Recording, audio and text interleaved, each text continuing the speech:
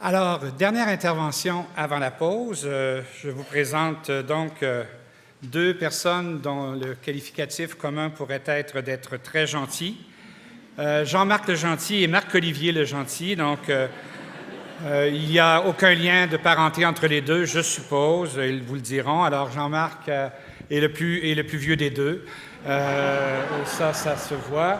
Et il a une longue carrière dans l'industrie pharmaceutique, le milieu des affaires, etc. Il a été ici à HEC conférencier, professeur invité, et il est depuis plusieurs années consultant à Bell Nordic Conseil. Marc-Olivier Legentil s'est joint à lui quand il a été assez grand pour le faire, et il est dans cette industrie comme consultant depuis une dizaine d'années. Ils ont co-rédigé ensemble le livre qui vous a été remis sur le Toyota Kata Memory Jogger. Alors, je vous laisse en compagnie de Jean-Marc et Marc-Olivier Legentil. Merci, Daniel. Merci.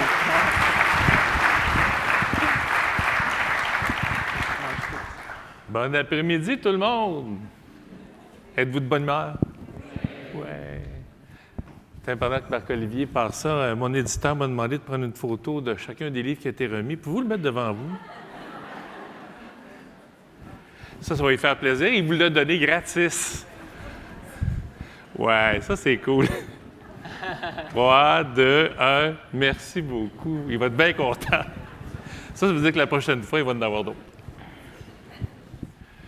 Alors, ça nous fait plaisir d'être avec vous aujourd'hui. Ce qu'on veut faire un peu, c'est le chapitre 5 dans le Memory Jogger parle un peu de l'art de poser des bonnes questions, puis d'augmenter un peu notre capacité de coaching.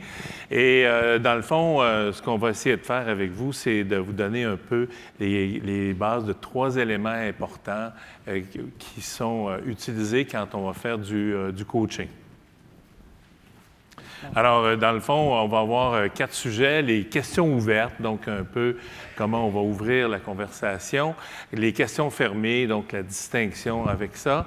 Les questions inductives. Et vous allez voir que le questionnaire, le coach, dans le fond, on va l'appeler le questionnaire à ce moment-là, a 4 postures différentes. Et dans le Memory Jogger, en haut à droite, vous pouvez donc suivre pendant la présentation où on est rendu, dans le fond, dans l'explication. Donc, vous pouvez cocher, colorier, puis on va être à cet endroit-là. Super. Merci, Jean-Marc, de l'intervention. Donc, juste dire, je suis vraiment content, très fier d'avoir coécrit ce livre-là avec mon frère, Jean-Marc.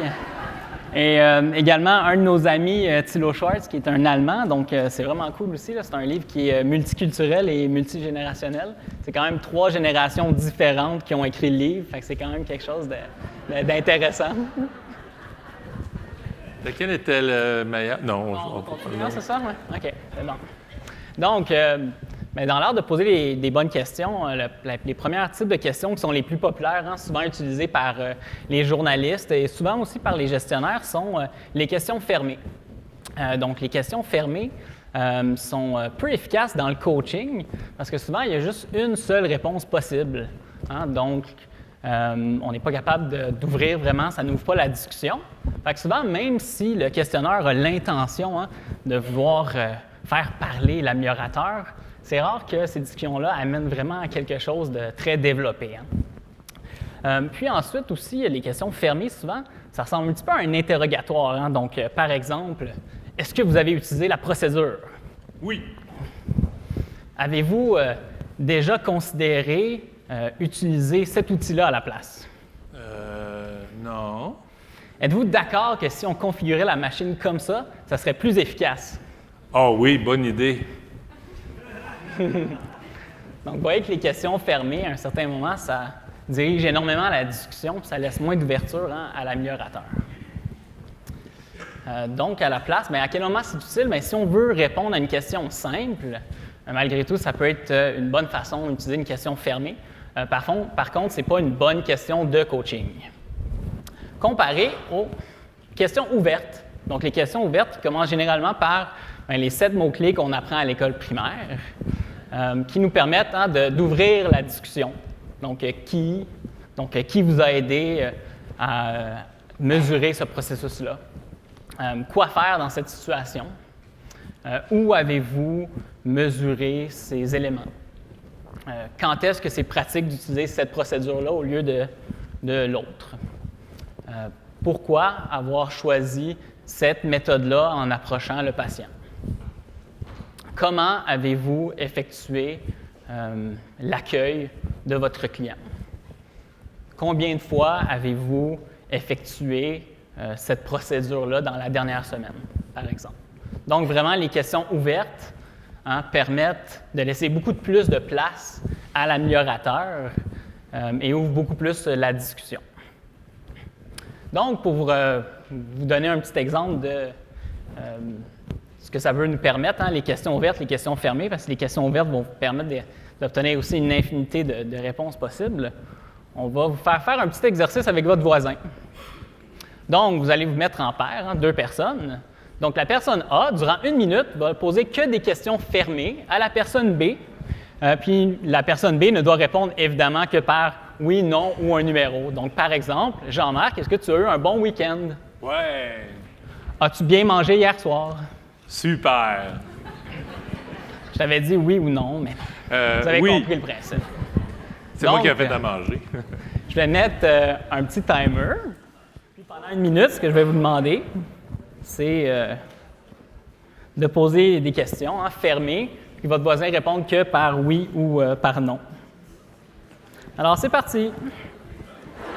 OK, tout le monde, on va revenir. Je sais que vous avez beaucoup de plaisir, mais il y a un cocktail aussi après l'événement qui va vous permettre de continuer à poser des questions fermées.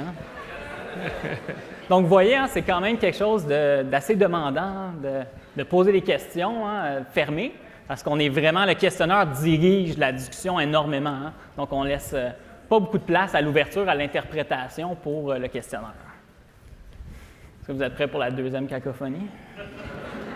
À l'inverse, la personne B, ce qu'on va vous demander, c'est durant 1 minute de poser que des questions ouvertes.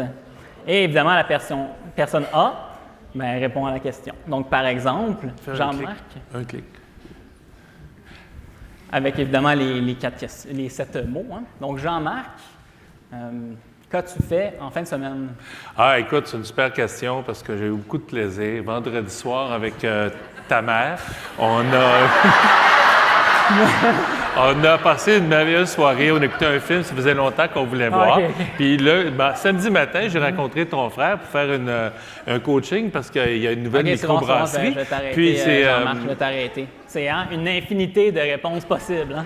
J'ai eu chaud un peu, mais je n'étais pas sûr que s'en allait où, mais bon, ça en est sorti. Donc, même principe, pendant 1 minute, la personne B va poser des questions ouvertes en utilisant les 7 mots que vous avez appris habituellement à l'école primaire, le qui, quoi, où, comment, quand, pourquoi, combien. Donc, c'était quoi un petit peu la différence que vous avez vue entre les questions fermées et les questions ouvertes? Rapidement. Ça? C'est moins difficile pour le questionneur. On pose une question, puis la personne part. Ça dépend aussi, évidemment, de l'améliorateur ou de la personne qui répond à la question. Mais c'est beaucoup plus facile d'ouvrir la discussion puis de laisser la place aussi à la personne qui répond aux questions. Absolument. En effet. Donc, évidemment, il y a des points positifs et négatifs, malgré tout, à utiliser des questions fermées et des questions ouvertes. Donc, souvent, les questions fermées permettent au questionneur d'avoir le contrôle. La réponse, habituellement, c'est rapide. On veut savoir, on va avoir la réponse, puis on va avoir la réponse très rapidement. Puis ça fixe un cadre aussi. Par contre, dans les points négatifs, ça souvent désimplique la personne qui répond, l'améliorateur. Il y a seulement un cerveau qui est réellement au travail, parce qu'on dirige la discussion. Puis même à la limite, on peut même manipuler un petit peu la personne, à lui dire, ce qu'il faudrait que tu fasses, c'est ci et ça, ou est-ce que tu as vraiment utilisé la procédure, ou est-ce que ça serait mieux d'utiliser la machine de cette manière-ci? En tout cas, boss, si c'était ton idée, c'était bon. Oui, merci. C'est une bonne idée? Pardon? C'est une bonne idée? Oui, c'était une très bonne idée. C'est bon. J'ai beaucoup aimé. Comparé aux questions ouvertes, qui souvent ouvrent la discussion, permet d'aller chercher un petit peu plus la créativité de la personne qui répond aux questions. Ça implique beaucoup plus la personne également. Malgré tout, ça peut devenir aussi un peu incontrôlable. Il y a une infinité de réponses qui sont possibles. Donc, il y a aussi un risque de perte de temps. Également, les réponses sont imprévisibles. Hein? Donc, on pose une question qui est très ouverte, puis on ne sait peut-être pas qu'est-ce qu'on va recevoir comme réponse. Donc, qu'est-ce qu'on fait dans ce temps-là, Jean-Marc? Oui, bien, on a une super alternative comme coach, c'est de travailler un peu l'avantage des questions fermées et l'avantage des questions ouvertes. Donc, dans le fond, de travailler les deux en même temps, ça vous donne comme coach d'améliorateur, ça vous donne l'occasion d'augmenter un peu votre coffre d'outils puis aussi votre capacité à pouvoir faire du coaching. Donc, de regarder un peu, c'est quoi votre intention derrière les questions. Quand on suit les questions de coaching qui sont, dans le fond, un ordre du jour d'une rencontre avec quelqu'un, bien, donnez-vous le temps, puis c'est vraiment quelque chose que j'ai appris, même ça fait pas si longtemps que ça, c'est donnez-vous le temps avant de poser la prochaine question, de réfléchir à votre prochaine question. Tu sais, si vous dites, bon, c'est quoi la condition actuelle, puis l'améliorateur vous donne une réponse, puis tu sens que c'est faible un peu. Tu sais, c'est moins pire qu'avant. La réponse, ça serait, mettons, c'est moins pire qu'avant. Et là, tu te dis, bien, il faudrait peut-être que la personne réfléchisse un petit peu plus loin que juste ça m'a l'air moins pire. Alors, mais vous, comme coach, donnez-vous le temps de composer votre question. Vous avez le droit. D'ailleurs, c'est une des raisons pourquoi, quand on a les 5 questions de coaching en kata, on dit à la personne qui est coachée de ne pas répondre à la prochaine question. Ah, je sais ce qu'il va me demander. Tu sais, bon, je vis ça, j'ai mes obstacles, voici la réponse, puis as-tu une autre question? Je suis vraiment efficace. Non. C'est quoi la condition actuelle? Tu donnes ta réponse, puis tu attends la prochaine question. La prochaine question peut être une question qui est là pour t'aider, comme améliorateur, à aller plus loin, à réfléchir sur la façon dont ça s'est passé. Donc, quand on a un questionnement, il faut avoir une intention derrière cette prochaine question pour, évidemment, aider l'autre à mieux travailler ou à réussir, tout simplement. Donc, c'est quoi votre intention comme coach derrière la question? Et c'est quelque chose que vous devez vous poser. Par exemple, une des questions, c'est quel rôle l'améliorateur a-t-il réellement joué? Tu te dis, OK, il m'a dit, j'ai trouvé telle solution, mais c'est-tu une solution inventée par quelqu'un d'autre ou c'est vraiment impliqué? Peut-être que l'améliorateur, il n'est jamais sur le plancher. Puis là, vous le coachez à être plus présent sur le plancher. Alors, une des questions, ça va être quel rôle as-tu joué dans la mesure dont tu me parles? Bien, j'ai demandé à mes superviseurs, puis voici ce qu'ils m'ont dit. Là, comme coach, tu dis, il n'est pas encore allé sur le plancher, Moses. Moses, en anglais, c'est...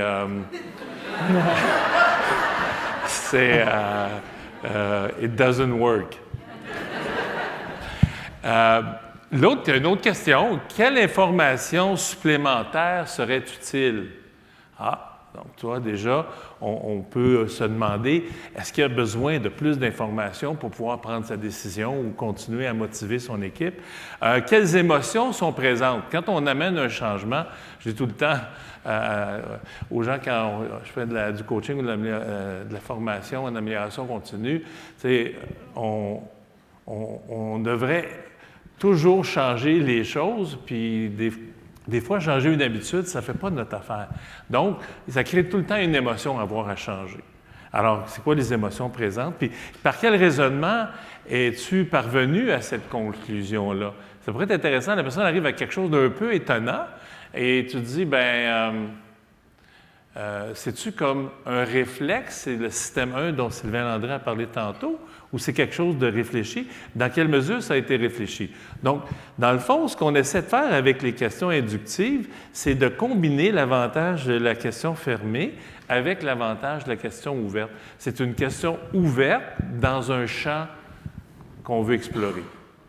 Au lieu de qu'est-ce que tu as fait en fin de semaine, c'est plutôt qu'est-ce que tu as fait samedi soir avec vos amis. Déjà, c'est comme, parle-moi pas de tout le week-end, parle-moi d'un événement. Quand tu as choisi ce type de voyage-là, comment es-tu passé pour réfléchir à ce type de voyage-là. Donc, c'est vraiment joué. Alors, des exemples, on va commencer à droite des mauvaises questions. C'est « Est-ce que vous recevez de bons soins? » Oui. Les gens sont-ils fins avec vous? Non. Une autre question qui est un petit peu plus intéressante, c'est « Parlez-moi des soins que vous recevez. » Ah! Fait que déjà, là, le patient va commencer à te parler des soins qu'il reçoit. Le seul problème ici, c'est que là, c'est comme ce que tu as fait en fin de semaine. Tu sais, samedi soir, vendredi soir, samedi matin, samedi après-midi, samedi dans la soirée, dimanche matin. Tu sais, ça peut être comme très, très large. Une question inductive, ça combine un peu ces deux questions-là. Ici, on va dire de quelle manière le personnel soignant vous tient au courant des prochaines étapes de votre traitement. Là, tu veux savoir, ton personnel soignant, là, il aligne-tu correctement, il tient-tu au courant de, tu as passé une radio, qu'est-ce qui arrive après, des prises de sang, après les prises de sang, qu'est-ce qui va arriver? Alors, si tu veux que la personne te parle d'un sujet en particulier, induction, de quelle manière le personnel soignant vous tient au courant des prochaines étapes de votre traitement? C'est une question ouverte, mais inductive. On s'en va dans un endroit particulier. Pour poser ça, il y a 4 postures qu'on utilise en amélioration continue. Donc, 4 positions, si on peut dire comme ça. La première position, la première posture, c'est la posture d'un observateur. Je regarde ce qui se passe. Ou on me raconte ce qui s'est passé. Je ne suis pas impliqué émotivement. Le deuxième, c'est la posture de l'acteur. C'est « je suis responsable de le faire ». Dans quelle mesure es-tu responsable de le faire? La troisième posture, ça me préoccupe beaucoup l'émotion qui est vécue par l'équipe. Est-ce que ça va être une surcharge émotionnelle? Est-ce que tout le monde, ton leadership, est-ce qu'on le respecte? Dans quelle mesure ton leadership est respecté? Est-ce que c'est comme une autre patente qu'on rajoute? On veut faire une amélioration, on en rajoute encore. C'est quoi l'émotion? Ou on veut amener un changement, puis ça va être vraiment une relâche. Là, ça va être vraiment comme mettre de la crème apaisante sur une plaie. Ça va être vécu comment, cette idée-là? On fait de la gestion du changement. Penseur, c'est la dernière posture, c'est vraiment l'idée de c'est quoi le processus par lequel vous êtes arrivé à cette conclusion-là?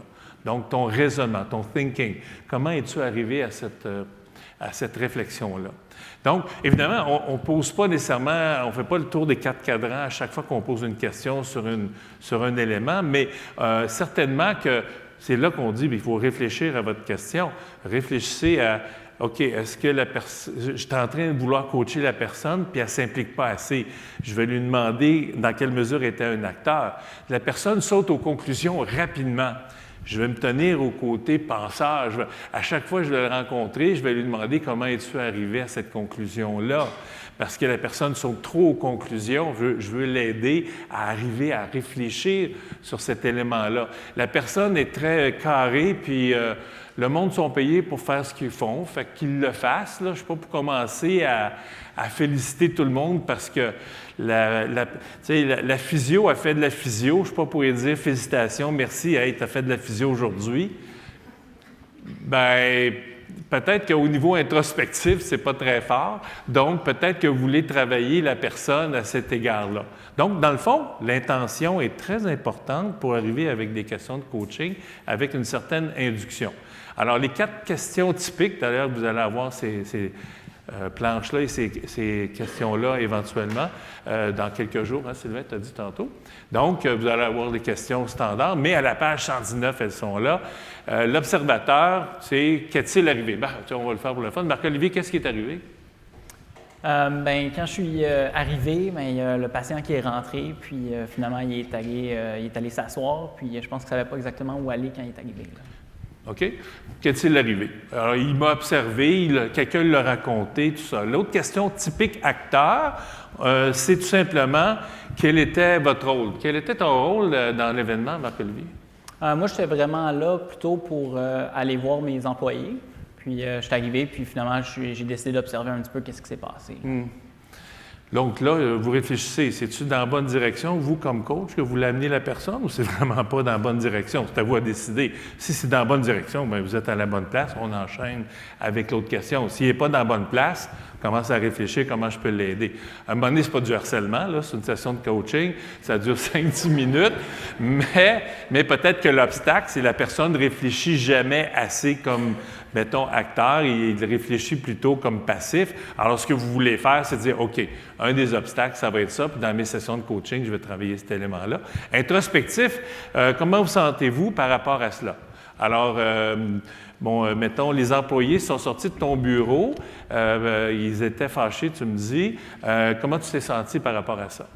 Oui, c'est un petit peu difficile, je dois dire. Je ne m'attendais pas à ça. Fait que j'ai été un peu surpris. Fait que, un petit peu triste, puis j'ai trouvé ça difficile, de les laisser partir comme ça, fâchés. Là. Alors, peut-être que je peux commencer à faire du travail avec lui à cet égard-là. Et penseur, la question très, très typique, quel raisonnement vous a amené à cette conclusion? Donc, Marc-Olivier?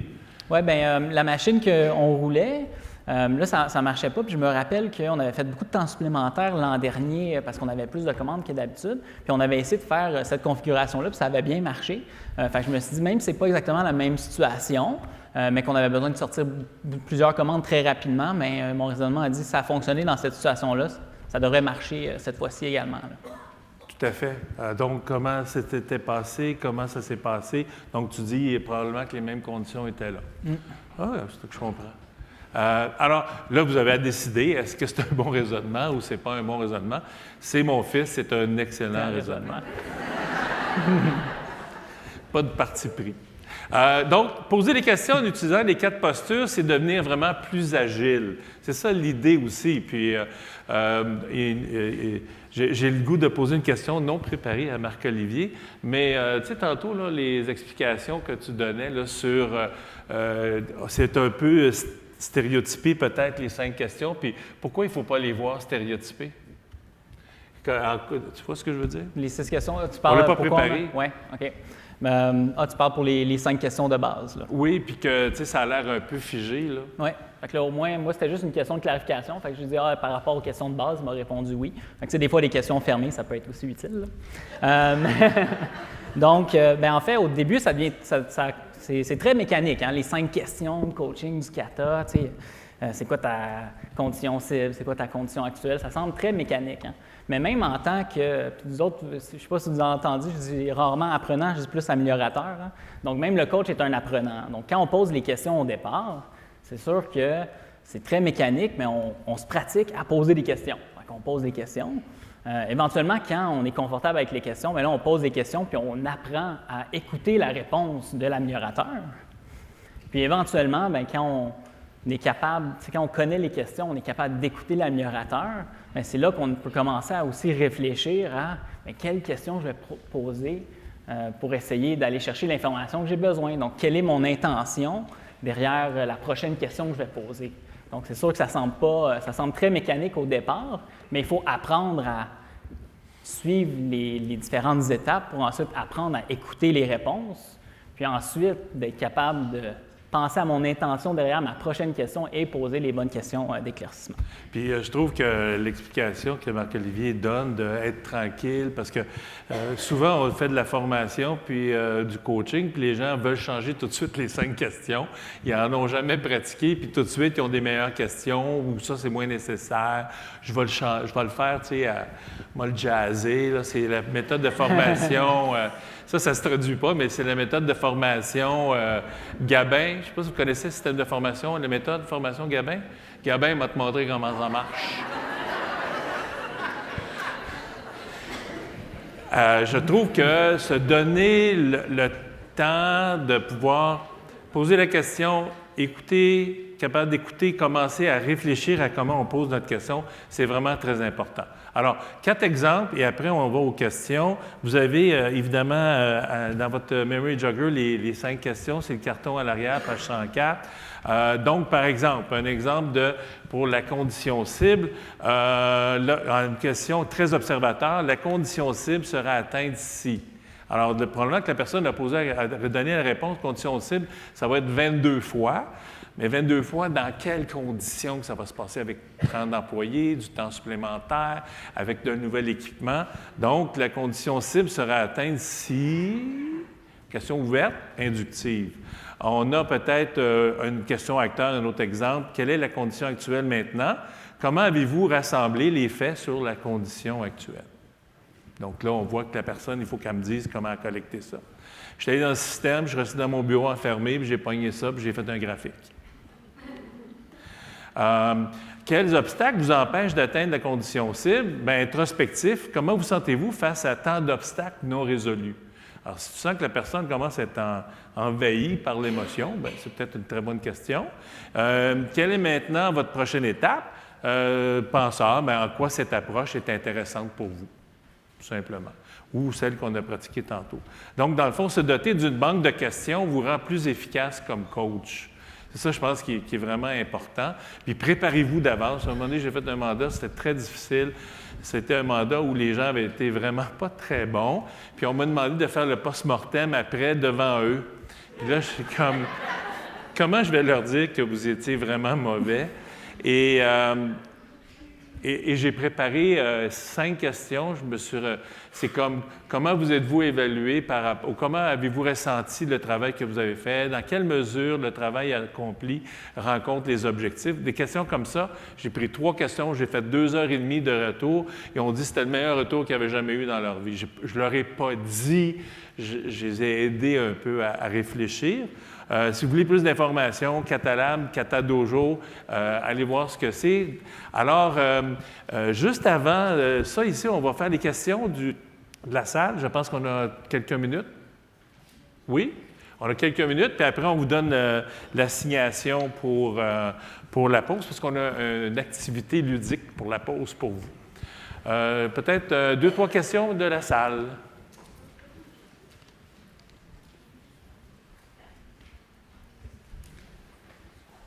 On a Philippe. Ah oui, Philippe! Tu vas aller au micro? Non, parce que je parle assez fort. Ah, t'es pas chanceux, Philippe. Mais merci de poser la question. À quel point ça serait meilleur? J'ai peur un peu, mais c'est correct. En fait, c'est pas une pogne, mais Sylvain et vous deux, depuis le début de la conférence, vous parlez d'améliorateurs. Je le sais, moi, d'où ça vient, mais pourriez-vous partager pour tout le monde ça? Ah, excellent, oui, absolument. As-tu une autre question?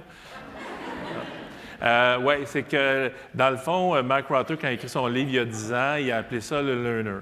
Un de ses... il a été... Avant d'écrire le livre il y a 10 ans, il y a 13 ans, il a travaillé avec 3 entreprises allemandes, puis directeur d'usine, un VP opération, Thilo Schwartz, qui a été comme un de ses premiers clients, disons, là-dessus. Puis Thilo, il demandait, j'ai besoin de régler telle affaire. Il a écrit 5 questions sur un bout de papier. Il a donné les questions à Thilo.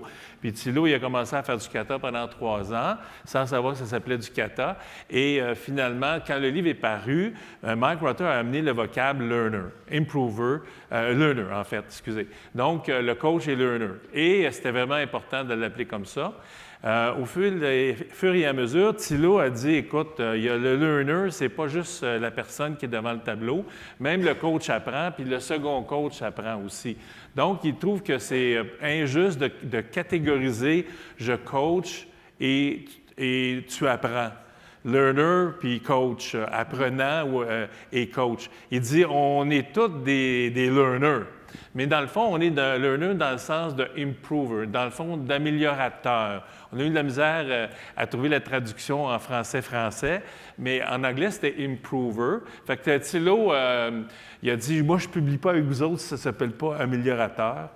Improver, fait que c'est une demi-blague. C'est qu'il nous a vraiment persuadé que le mot improver, le mot améliorateur, était plus fort, plus complet par rapport à cet élément-là. Donc, et quand on a trouvé la traduction française, améliorateur, l'improver le plus proche, c'était améliorateur. Merci de poser la question. Ça fait partie de la petite histoire, dans le fond, de ce qui se décrit dans l'industrie du kata. À la pause café, voici, vous avez un petit devoir si vous voulez jouer le jeu. Vous allez dans votre cocarde. Il y a 4 cartons de couleurs. Chaque couleur, chacun, vous avez les 4 mêmes questions. C'est des questions inédites kata. Ils ne sont pas dans le livre. Puis ne sont pas dans l'exemple qu'on a donné. Alors, moi, j'ai jaune. Quand tu dis ça, que dis-tu? Toi, tu as quoi? Comment ton équipe va réagir avec cette solution? Alors, pendant le café, c'est un truc d'animation pour vous aider à connecter avec 3 nouveaux amis. Alors, vous cherchez quelqu'un qui a le rouge, vous n'avez pas le rouge, vous dites, bien, moi, je m'appelle Jean-Marc le Gentil. C'est quoi la question que tu as? Puis, qu'est-ce que tu fais dans la vie? Tu échanges la carte, puis, ben bye. Puis, tu vas chercher quelqu'un d'autre. C'est dans votre carte. Merci beaucoup, tout le monde. Merci. Passez un bel après-midi. Merci.